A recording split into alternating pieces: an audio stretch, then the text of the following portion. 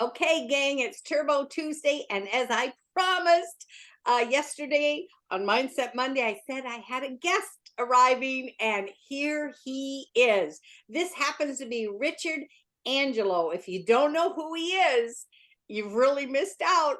Hello, Richard. How are Hello, how are you? I'm you? Good. good. I need to thank you, because when I looked at the contributors of the 55 plus senior community, the day that I went on and looked at, I thought, let me just see who the top 24 people are. And they rank everybody. You came in as the number one contributor to our 55 plus senior DDPY community. And I'm telling you what, that's a powerful it's a powerful compliment to you, because we are growing, right? We're almost 1,700 of us. And Richard, you're the one that has, and I don't know how Facebook even creates this. I don't know how they position the concept, but either way, you've posted more, commented more, and engaged with more people than anyone else in our community. That's a pretty big title to hold. Well, I'm surprised, but and all I try to do is pat people on the back, show them what I like. I watch what other people do for my post, and I duplicate what I like. So I comment and try to say, reassuring confirmations. I try to answer the questions that I think can be answered, because I think it's just so important to know that there are people that are listening. Yeah, but Richard, the fact that you're taking your time to do that, and I know this is the first time you and I have met and talked, but I'm sure you're like the rest of us. You could fill your day, every day of your life, with something, right? Yeah. And the fact that you choose to do this in our community is a really beautiful thing. And I need you to know how much I appreciate it. And I also need people to know how you think, because if you give so selflessly to all of us, maybe we can all learn something from you. So on Turbo Tuesday is exactly that, Richard. So I'm going to share something on the screen here a minute so people can see a screen share. Hold on, because we've got just a couple of things here. Okay, and this one. So Richard, are you seeing the Turbo Tuesday on the screen? Yeah. Okay, perfect. Okay, so this happens to be Richard and his wife, and I don't even know her name, Richard. What is her name? Annie. Her Annie? name is, yeah. And, Annie. Annie. oh, adorable, adorable. And I also just found out that you live in Florida. We live in Florida, my husband and I as well. So, gosh, to even think you were in the same state. Wow, who knew, right? Yeah. Who knew? So here we are at Turbo Tuesday, and Richard, I really want you to share with all of us, because it's all about the diversity that we bring. Your thought process, it's quite clear. I have two different posts that you've done up here, and it's quite clear you have a major strategy, because you refer to Jack Workout Week, and then you refer to Power Cuff Workout Week, and then you also shared with us how you document. So why don't you just kind of explain how your thought process is on all of that? Okay. Well, what I'm trying to do is maintain balance. From when I first started with DDPY, I felt that it was important to focus on flexibility, which is stretching, and balance, and then with strength.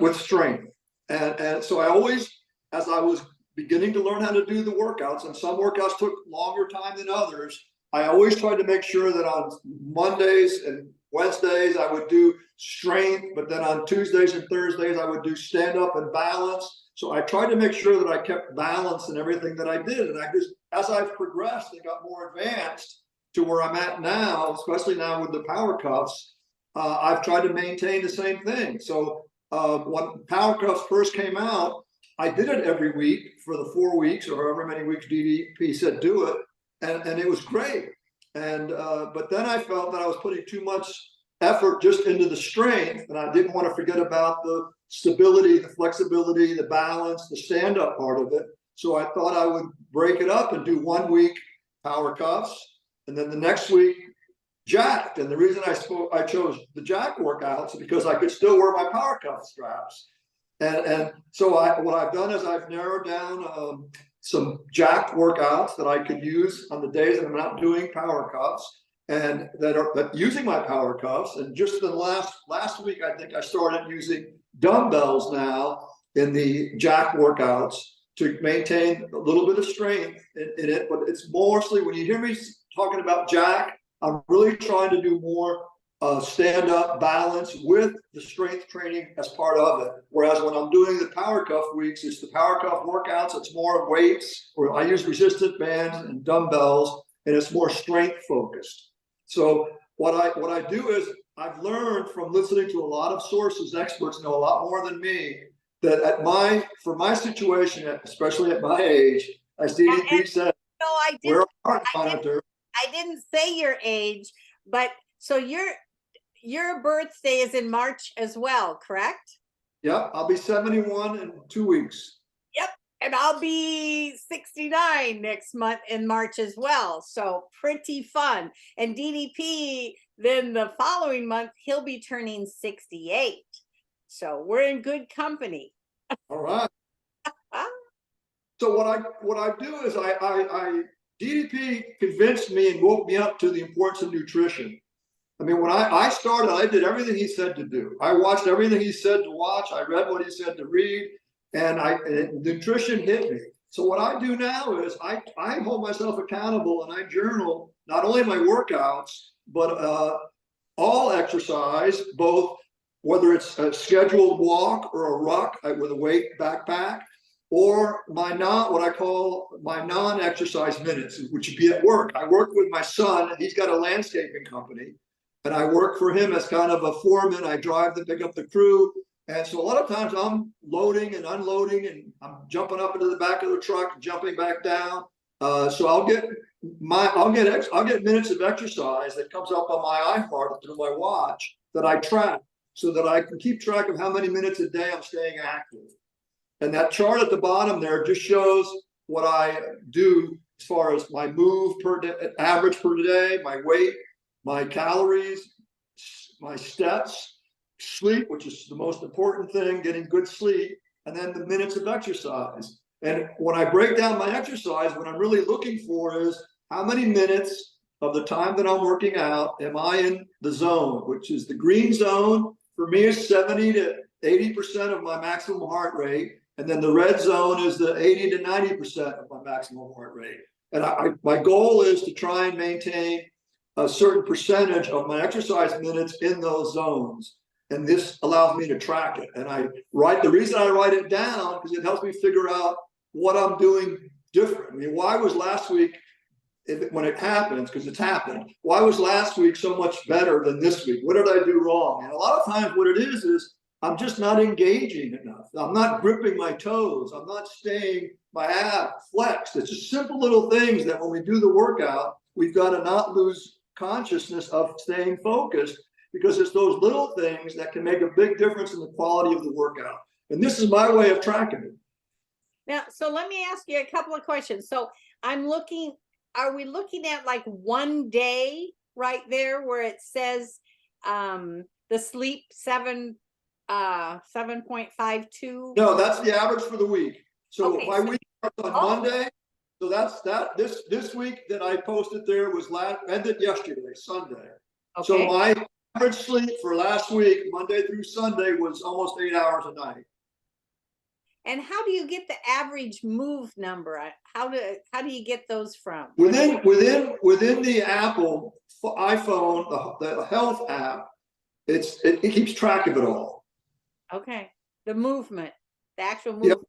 And it gives you. I have an iWatch an Apple Watch that I wear. It has an activity app that I use when I go rucking and walking, and it gives you information, but it links to the health app, and that's where I get the averages. I can go look at my average, any of these averages. I look at it on a per day basis, a per week basis, a per month basis, or a per year basis. So I can go back and look at the last year and see how I've changed my move minutes per day, my weight has fluctuated. I can look at how my steps have changed, and I can look at my sleep changes as well as my exercise.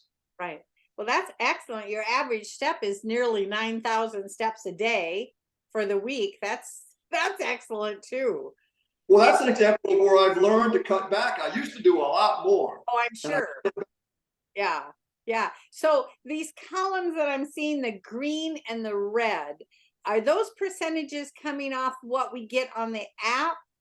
The DDPY app, our green Yeah. zone numbers? Yes, what I do is when I get a workout, like this morning, I did the biceps, power cuff biceps and triceps.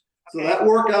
that workout's about 35 and 0.5 or 35.75 minutes. Right. So what I do is I take the percentage that it lists of green, it was like 70 something percent, and I multiply that times the minutes of the workout, and that gives me the minutes of that gives me my green zone in minutes. Okay. And then I do the same for the red. And what this total here is on this page is for all of the days, all of the workouts for the week. Each day, as listed above, I break it down. I list, like for example, today, I started with a 9-minute elliptical. Then I did 6 minutes of custom DDP burpees. Then I did the warm up, which is about 13 3/4 minutes. And then I did the power cuff biceps triceps, which is about 35. So in total, I did 64 minutes of exercise. 62.44 of it, I was in either the green or the red zone, which was 98%. That's pretty high. Wow. Normally, I'd be around 80. I like to keep it above 70. An average day is in the 80s. When I'm this high, the burpees really can kick my butt. The burpees can do it. Whoa. Oh my word. And I break it by the green and the red. It's just the same. The only thing I do is the green is a percentage of the total, but the red is a percentage of the green, because what I try to do is keep my red to 20% of my green minutes. So if I have 100 green minutes, 20 of them are in the red zone.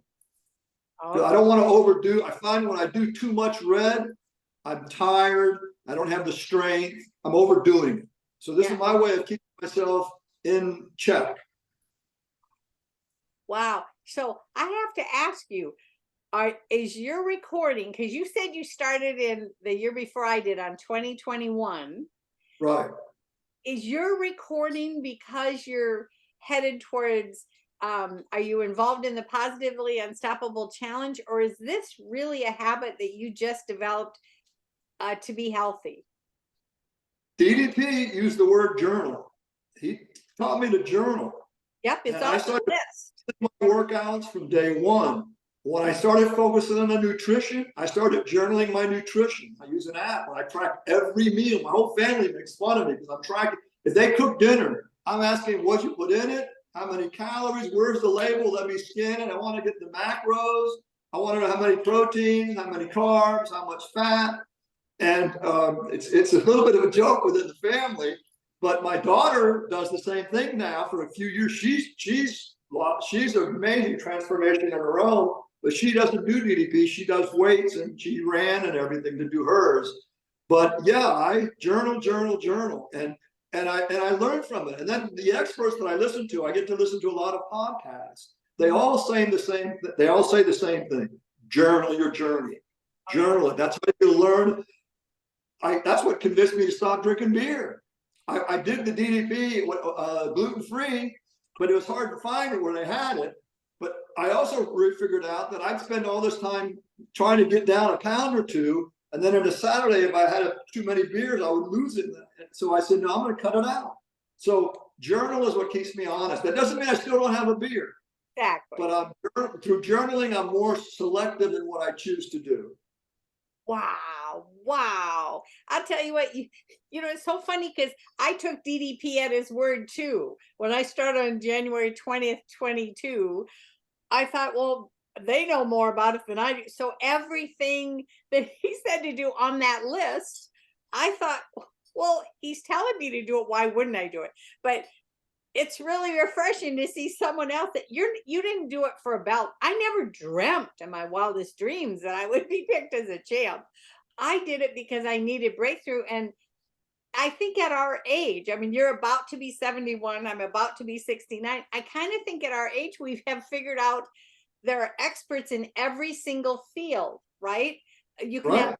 mentors in every single field of your life, whether it's to study to be how to be a good parent or any of those. I had mentors, and you definitely trusted the system. And what's really funny is you shared as well. You do so. DDP himself really studies a lot to do with longevity things. I mean, when you go to He, his house, he's got he all of it in this one room. a lot of the things, pretty much he was kind of like my mentor, not just my coach, but in health, fitness. I mean, again, the importance of mental attitude and all that, especially us at our ages, as we got older, we're still can be very fragile. Yeah, we've got a lot of experience under our belt, but sometimes we let stress become too much of a part of our life. And stress is the worst thing for us. It is. Okay. Find a way to meditate and to relax and to get our minds set so that we can do the workout intensity that we want to do. If we're worn out, we didn't get a good night's sleep, and we let all the things worrying on our mind get on, we're not going to have a good workout. Yeah. So to have a good workout, you got to have a good night's sleep. You got to wake up and meditate or pray like I do, read the Bible, get ready for the day. So when I hit the mat after doing all that, I'm ready to really push it. And that's why I can do like I did today, stay in the zone for 98% of the time. Well, I appreciate that you are always posting your, yeah, I mean, really, it is such an inspiration.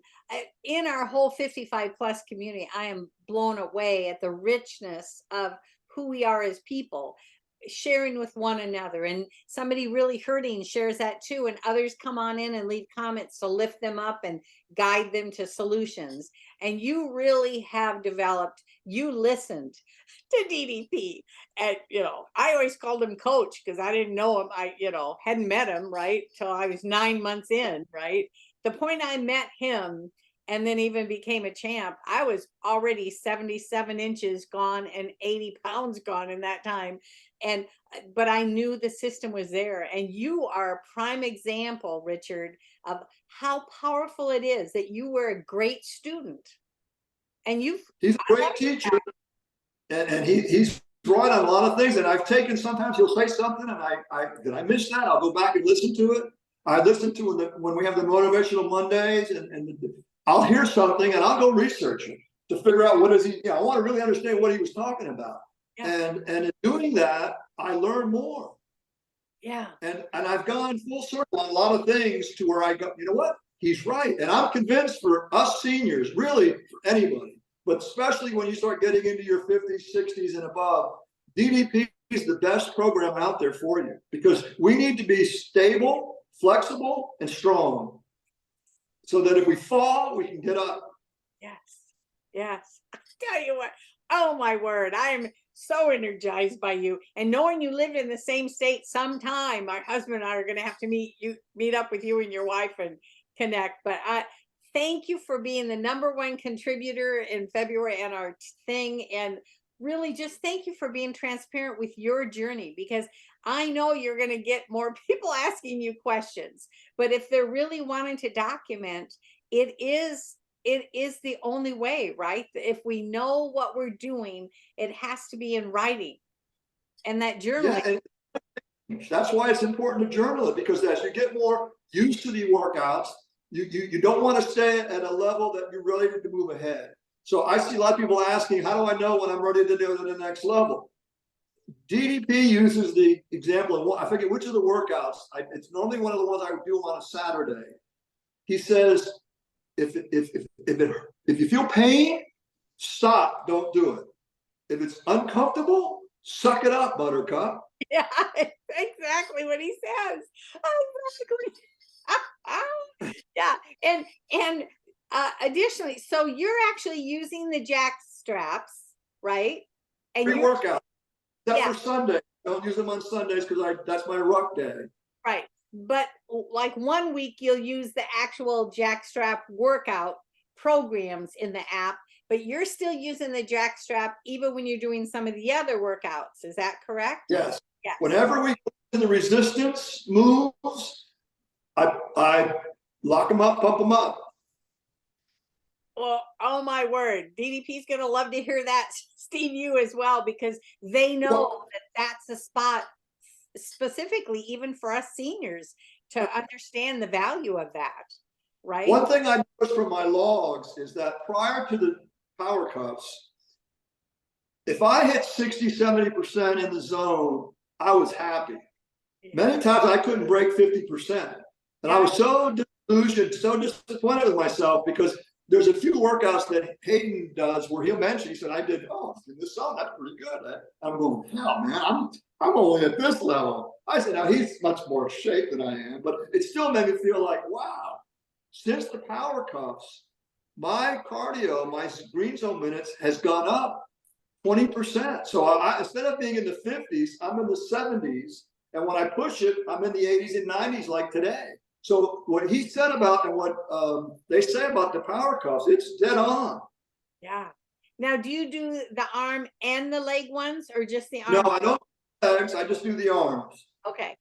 Okay. But you're getting plenty of leg movement because even the active you are with your career with your son-in-law or your son, right? Yeah, my son. Yeah, and I walk, and the rucking is puts it on there. I'm still only about 30 pounds, but it's still a significant ruck when I'm out there with 30-pound backpack going 4 to 5 miles in the sun. It can be a challenge. Oh my word. Well, thank you so much, Richard, for sharing. I'm sure they're going to have plenty of people reaching to you with questions, but you guys, you need to know, we also will hear from Richard as that first contributor. We're going to hear from him on Monday as well for Mindset Monday. How does he think as you can catch on? There's a lot of thinking this guy does. I don't think you just accidentally do anything, Richard. So hang on, you guys. Thank you, Richard, for coming on for Turbo Tuesday. And we will see you for Mindset Monday. Anything you want to say before we close this one? Take a minute to pat everybody on the back when you see a post, like it. If you can comment on it in an uplifting way, do it. And especially if you see somebody reaching out, needing a more than a hug, more than a pat on the back, they need a hug. Give them a hug and keep them in your prayers. You're awesome, Richard. Thank you for the difference you're making in our group. Oh my word. Really, Thanks. thank you.